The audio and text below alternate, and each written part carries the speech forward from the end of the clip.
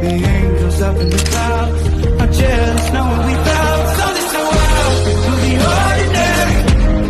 Hello guys, আসসালামু আলাইকুম, welcome to my new video. আশা করি সবাই ভালো আছেন। আজকে আমরা 3 বন্ধু মিলে চলে গেছি বান্দরবন একটা পাহাড়ের উপরে একদিন একটা রিসোর্ট স্টে করার জন্য। ইতিমধ্যে আমরা এখন ঢাকা থেকে চকরিয়া চলে আসছি। চকরিয়া থেকে আমরা একটা জিপ গাড়ি ভাড়া করে চলে যাব, কিন্তু সিন্ডিকেটের প্রবলে পরে দিন শেষে আমরা অনেক চেষ্টার পর 12 জন একসাথে হয়ে তারপর একটা জিপ গাড়ি ভাড়া করে পাহাড়ের দুর্গম রাস্তা দিয়ে, আঁকাবাঁকা সেই রাস্তা দিয়ে, উঁচু নিচু সেই রাস্তা দিয়ে আমরা চলে গেলাম লামাতে। লামাতে এসেই আমরা চিন্তা করলাম যে না, এখানে নাস্তা করে তারপরে আমরা আমাদের সেই গন্তব্যস্থানে যাব। তো এখানে এসে কেউ জিপ গাড়ি দিয়েও যায় বা কেউ বাইকে দিয়েও যায়, কিন্তু আমরা চিন্তা করলাম যেখানে আমরা আসছি ঘোরার জন্য এবং পাহাড়ের আঁকাবাঁকা রাস্তা দিয়ে হেঁটেই যাব। তো আমরা 3 জনে মিলে শেষ পর্যন্ত সিদ্ধান্ত নিলাম যে আমরা পাহাড়ে হেঁটেই যাব। তো সেই বন্ধু সেই কাজ, চলে গেলাম হাঁটার পর আমাদের মেরিঞ্জা সানসেট ইকো রিসোর্টে আমরা চলে আসলাম। আসার পর এত সুন্দর একটা গেট এবং এত সুন্দর একটা রিসোর্ট দেখে আপনি মুগ্ধ হতে বাধ্য হবে। তো আপনারা হয়তো বা দেখতে পাচ্ছেন আমার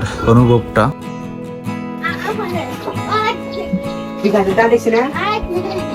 এটা কি ভাই 6 কিলোমিটার পথ রাস্তা অতিক্রম করে যখন নিজের রিসোর্টে আসা এরকম ঠান্ডা একটা শরবত দেবো না, কষ্ট দিলে ঠান্ডা হয়ে যাবো।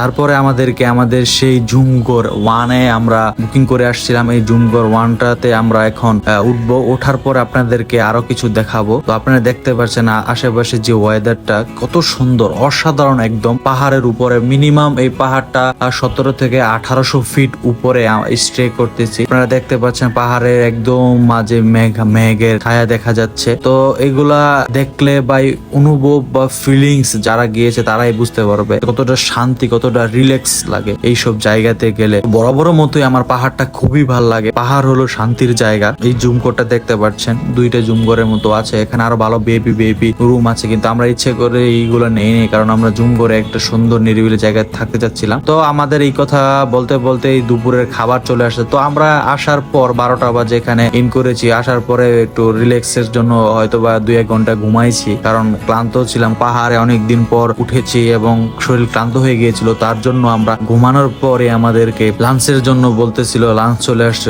লাঞ্চটা আপনারা দেখতে পাচ্ছেন, এখানে খুবই সুন্দর খাবার দিয়েছে। খাবারটা না বললেই না, এখানে ভর্তা, চিকেন এবং সবজি, ডাল আরো ছিল। খাবার মোটামুটি পাহাড়ের খাবার যেমন এজ ইউজুয়াল যা হয় তাই। তো বিকালে বেরিয়ে গেলাম রিসোর্টটা সুন্দর মতো দেখার জন্য। আপনারা দেখতে পাচ্ছেন এই রিসোর্টটা আমার কাছে মনে হয় এই লামাতে মেরিঞ্জার এরিয়াতে টপ মোস্ট যে পাহাড় গুলো আছে, অ্যাটলিস্ট 4টা থেকে 5টার ভিতরে এই সানসেট ইকো রিসোর্টটা থাকবে। কারণ এই সানসেট ইকো রিসোর্টটা মেরিঞ্জা থেকে অনেকটাই দূরে। 4টা থেকে 5টা পাহাড় অতিক্রম করে এই মেরিঞ্জা সানসেট ইকো রিসোর্টে আসতে হয়। আজ আমি দাঁড়িয়ে আছি পাহাড়ের চূড়ায়, চারদিকে শুধু সবুজ আর নীরবতার রাজ্য। এখানে আসলেই মনে হয় পৃথিবী কত সুন্দর। এই পাহাড়গুলো শুধু মাটি আর পাথর না, এখানে আছে শান্তি, মুক্তি আর নিজের সাথে কথা বলার এক সুযোগ। শহরের কোলাহল থেকে দূরে এই পাহাড়ে এসে মনে হয় পৃথিবী আসলেই বিলাসিতা। হয়তো আপনারা দেখতে পাচ্ছেন যে আমি ভিডিওটা যখন করতেছি কত উপরে থেকে দেখতে পাচ্ছেন যে